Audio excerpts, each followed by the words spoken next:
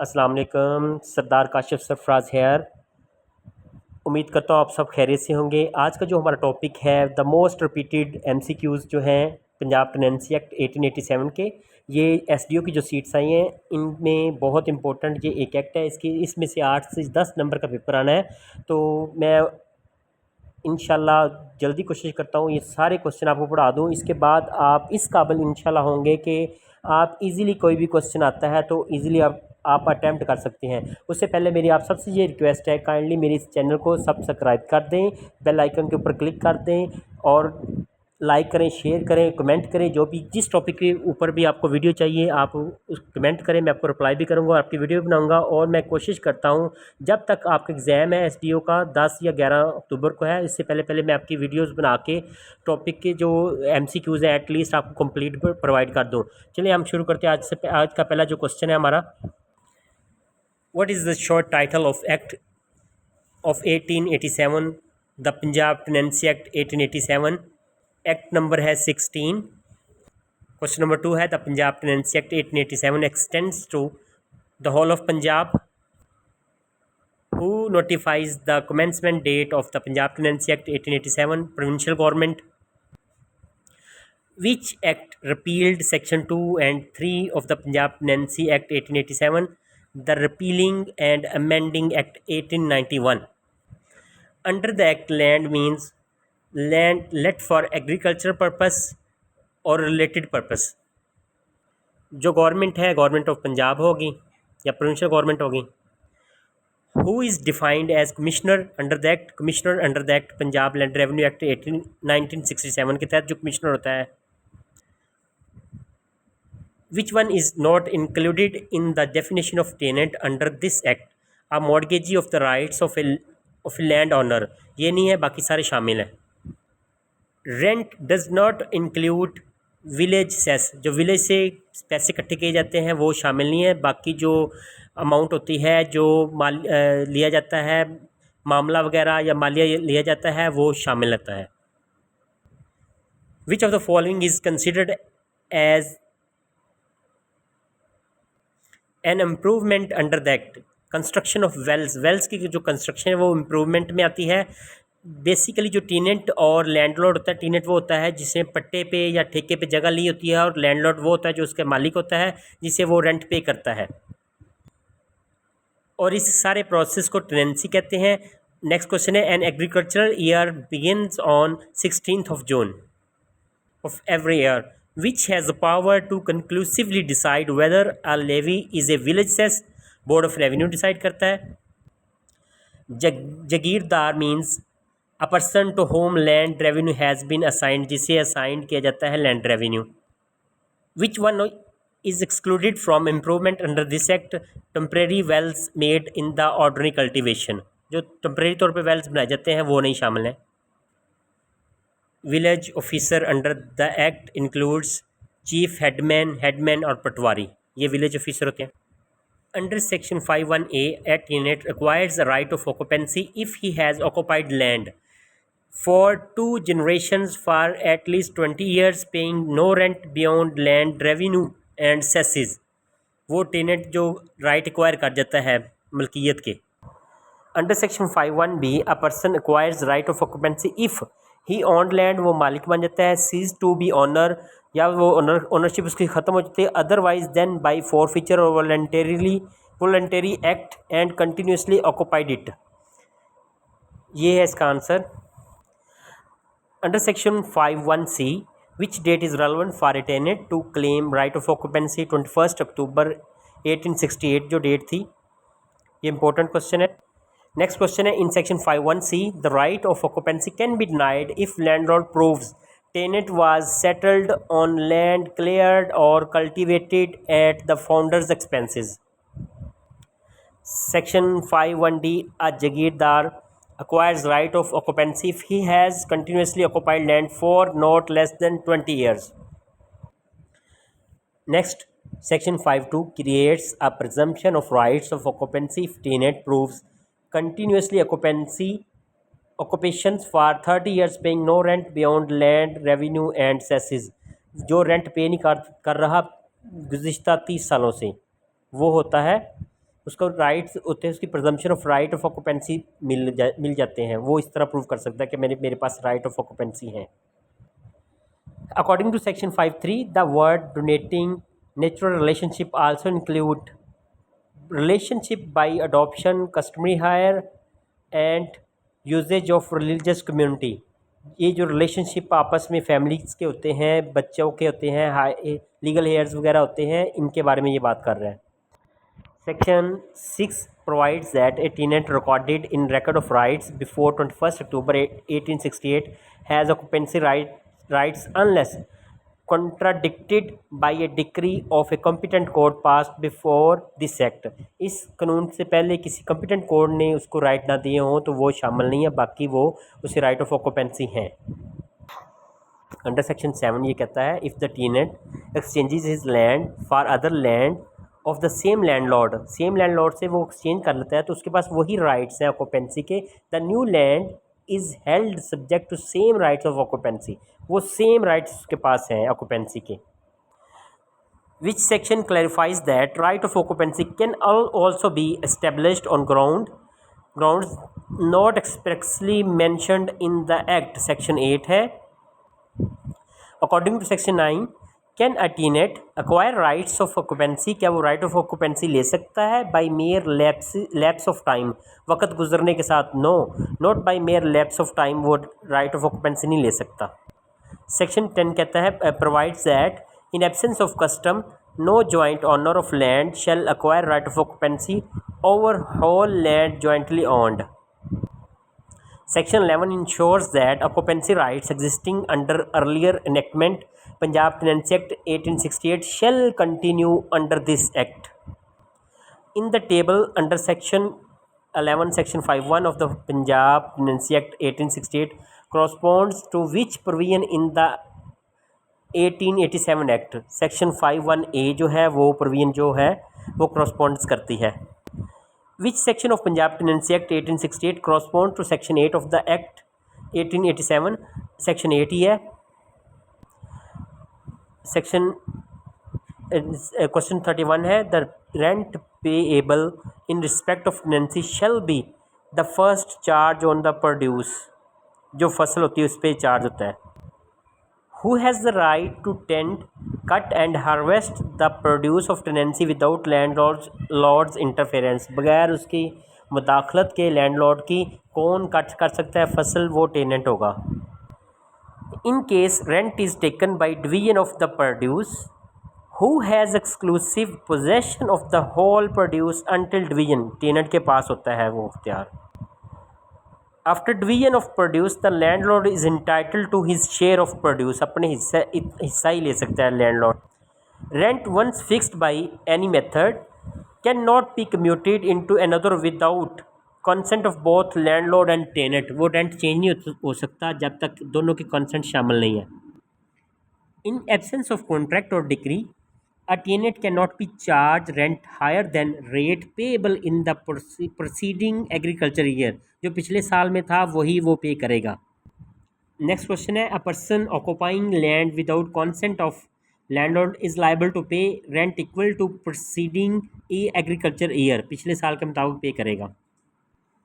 When two or more persons are landlord, एक से ज़्यादा लैंडलॉर्ड है, tenant is bound to pay rent as a whole not part to each, दोनों को हिस्से के मुताबिक नहीं देगा, वो हॉल ही पे करेगा। On 20th December 1971 the ratio of sharing produce between landlord and tenant shall remain the same as on 20th December 1971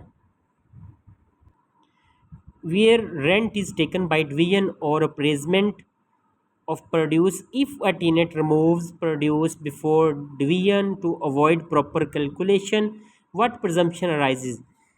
Produce is deemed as fullest crop of similar land in the neighborhood, वो उसकी जो neighbourhood की जो होगी property उसमें जितनी फसल आएगी उतनी ही समझी जाएगी।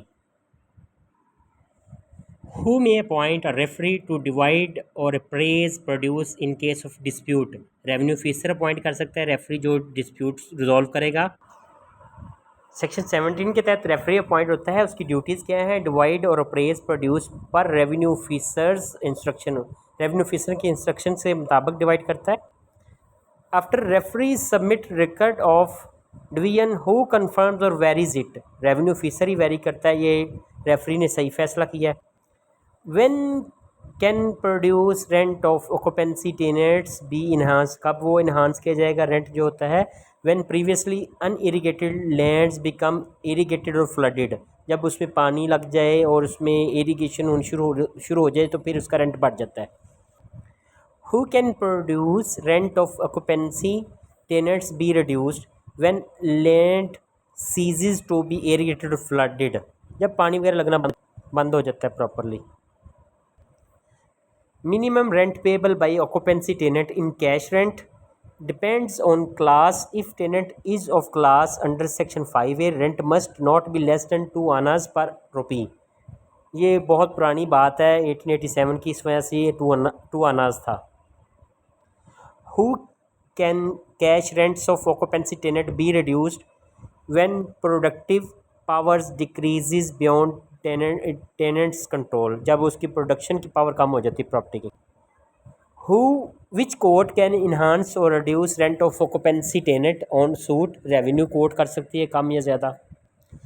इन enhancement reduction suit court must fix rent fair and equitable not less than land revenue plus cesses, वो सारा कुछ कैलकुलेट करके ही डालती है कोर्ट जो। Unless otherwise ordered, when does enhanced rent take effect, कब ये टेक इफेक्ट करेगा, कब से ये शुरू होगा। From the next agriculture year, जो नया रेंट डाला जाएगा। If rent is fixed in term of land revenue and land revenue is altered, who adjust rent, revenue officer under Punjab land revenue act के तहत एडजस्ट करेगा rent. If tenancy area increases beyond previously paid area, tenant is liable to pay additional rent, जब area ही बढ़ा दिया गया, ज़मीन ज़्यादा दे दी गई तो फिर उसको रेंट ज़्यादा पे करना पड़ेगा। Court decreeing arrears of rent may remit rent if area और produce diminished due to calamity, जब फ्लड वगैरह आ जाता है या कोई ऐसा इशू बन जाता है जिससे फसल कम हो तो फिर कोर्ट डिग्री करती है जो रेंट रिमिट कर दिया जाता है। If land revenue is remitted or suspended, corresponding rent is remitted suspended proportionality, proportion के मुताबिक उसको रेंट को सस्पेंड या रिमिटेड किया जाता है। If landlord refuses to accept rent in money, tenant may deposit rent with revenue officer, अगर वो लेने से इनकार करता है तो रेवेन्यू ऑफिसर को जमा करवाया जाता है रेंट।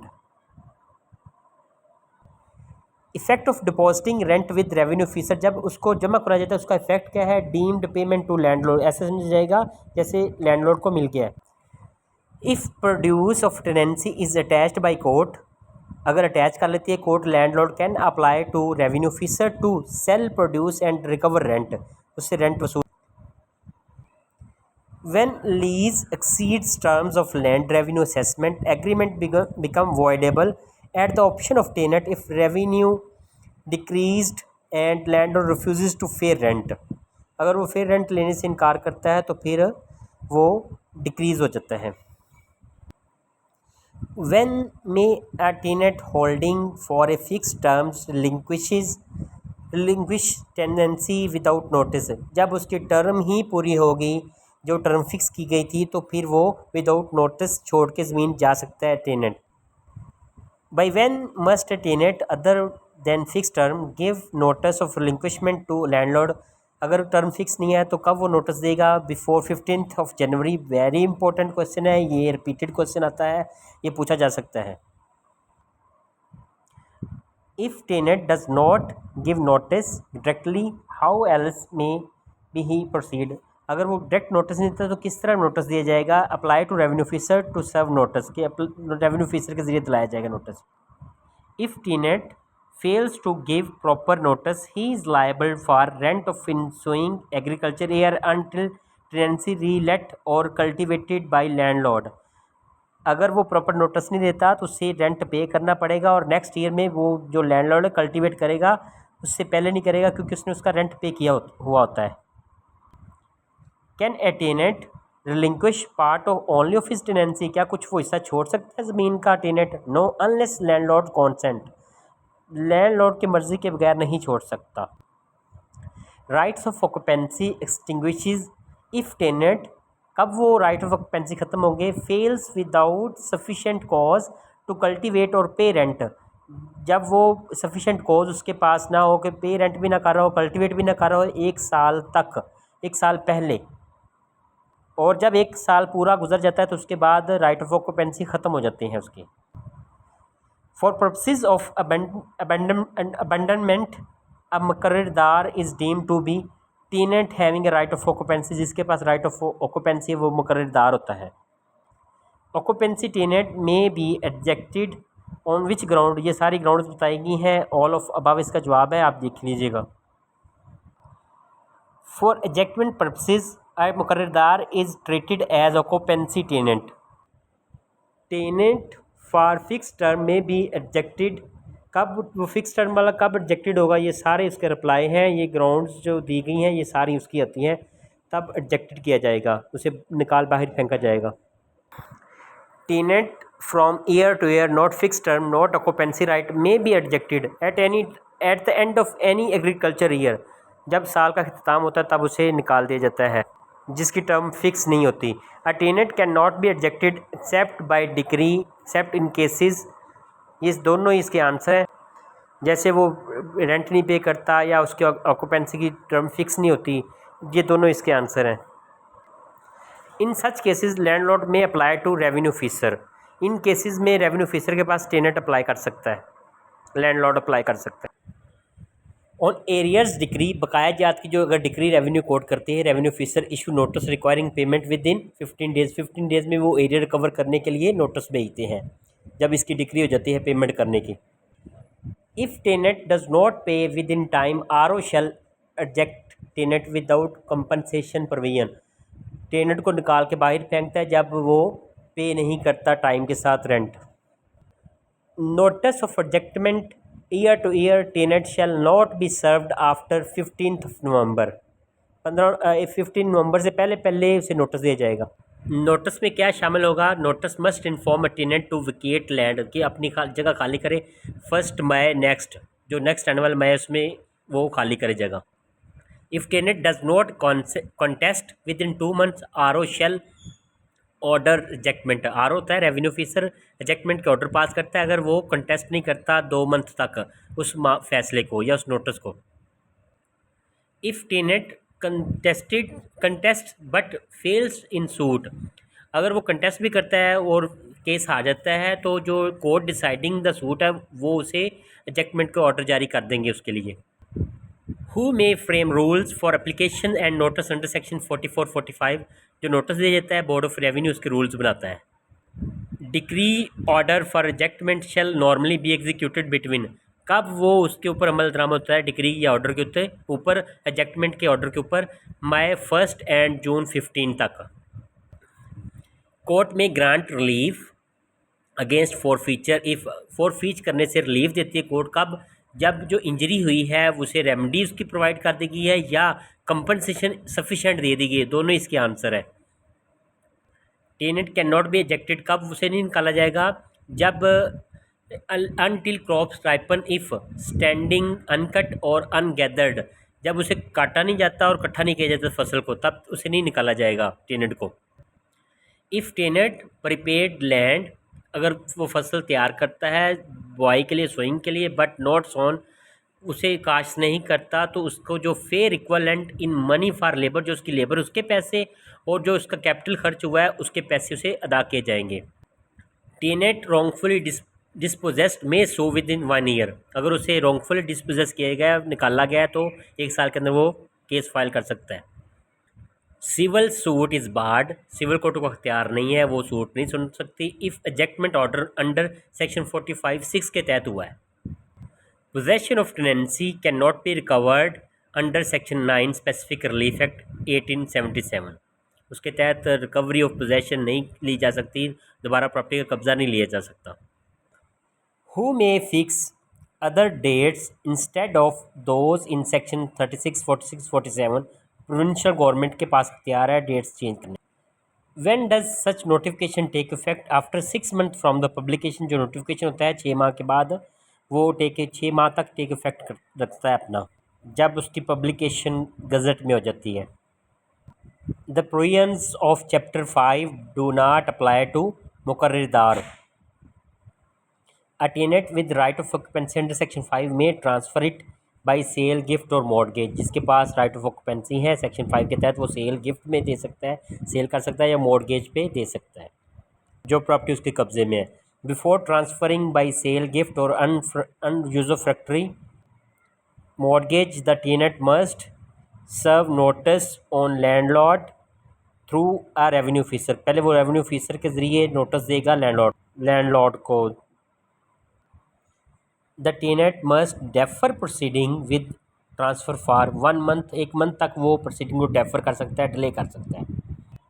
जो लैंडलॉर्ड है within 1 month of notice landlord may claim to purchase the rights, कि उससे क्लेम कर सकता है परचेज के right.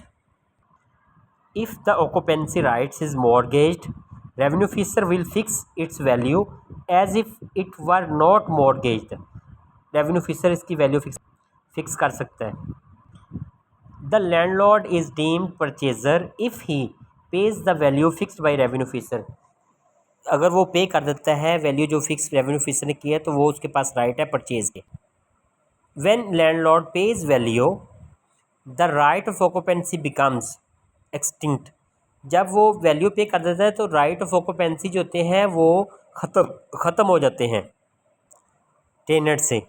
If right of occupancy was already mortgaged on landlord's purchase it passes unencumbered by mortgage. उसके ऊपर कोई फिर बोझ नहीं रहता। In case of several landlords, एक से ज़्यादा लैंडलॉर्ड है, who may act under section 53 any one of them, कोई भी उसके अकॉर्डिंगली प्रोसीड कर सकता है। No suits shall lie against government और its servants for acts of revenue officer under last 2 सब सेक्शन जो है 53 के उसके मुताबिक। In foreclosures of mortgage of occupancy, जब मॉर्गेज ऑफ ऑक्यूपेंसी की फोरक्लोजर होती है ऑक्यूपेंसी राइट्स की, provisions of section 53 applies mutatis mutandis. Mutatis mutandis होता है विद नेसेसरी चेंजेस अप्लाई करता है वो एक्ट। नेक्स्ट है question, rights of occupancy under section 5 may be sold in execution of a decree. जो डिक्री के execution में वो राइट्स जो हैं वो सोल्ड आउट हो सकते हैं। Before sale of occupancy right court must give notice to landlord. Occupancy rights को सेल करने से पहले लैंडलॉर्ड को नोटिस दिया जाता है रेवेन्यू कोर्ट के ज़रिए। लैंडलॉर्ड में be declared purchaser if he deposits 25% of highest bid. जो सबसे ज़्यादा बिड लगाता है जिसका 25% अगर पे करता है तो लैंडलॉर्ड के पास ही वो राइट चले जाएंगे परचेजर के। जो राइट्स ऑफ ऑक्यूपेंसी वो ट्रांसफ़र नहीं होंगे without written consent of landlord. Important है question. A transferee of occupancy right by sale, gift और मॉर्गेज। उसके पास ट्रांसफरी के पास कौन कौन से राइट्स होंगे? उसके पास वो सारे राइट्स और लाइबिलिटी होगी जो टेनेंट के पास थी। अ टेनेंट विद ऑक्यूपेंसी राइट में सबलेट, फर्दर वो सबलेट किसी को किराए पे दे सकता है for a term not exceeding 7 year, 7 साल तक, जिसके पास राइट ऑफ ऑक्यूपेंसी थे। जो सब लेसी होता है इज़ लाइबल होता है jointly with tenant toward landlord. जो सब लेसी होता है जिसे सब लेट की गई होती है ज़मीन टेनेंट की तरफ से, वो जॉइंटली लाइबल टूवर्ड लैंडलॉर्ड होता है, जैसे टेनेंट लाइबल था। Exchange of occupancy rights under section 58A requires consent of landlord. जब भी इसकी राइट्स को कोई एक्सचेंज करेगा, ट्रांसफ़र करेगा, तो कंसेंट ऑफ लैंडलॉर्ड रिक्वायर्ड है, क्योंकि पहला हक लैंडलॉर्ड का होता है वो राइट ऑफ ऑक्यूपेंसी परचेज कर ले 25% बिड दे के, बिड की अमाउंट दे के।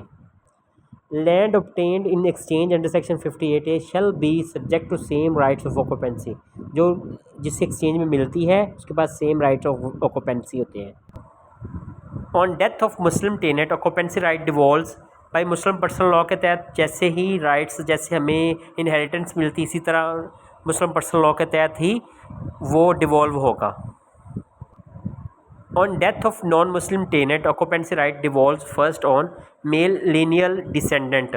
जो बड़ा बेटा होगा घर का उसे मिलेगा राइट्स।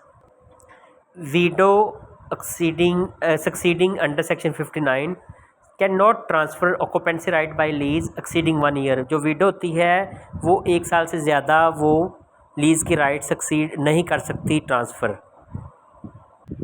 अगर कोई लीगल ईयर नहीं है तो जो राइट्स हैं वो ऑक्यूपेंसी के वो एक्सटिंग्विश्ड हो जाएंगे, ख़त्म हो जाएंगे। अ transfer of occupancy right in contravention of chapter 5 की कंट्रावेंशन में अगर वो राइट ट्रांसफ़र किए जाते हैं तो वो वॉइडेबल होंगे, ख़त्म हो जाएंगे, वो कानूनी नहीं होंगे at the instance of landlord जब उसे क्लेम करेगा।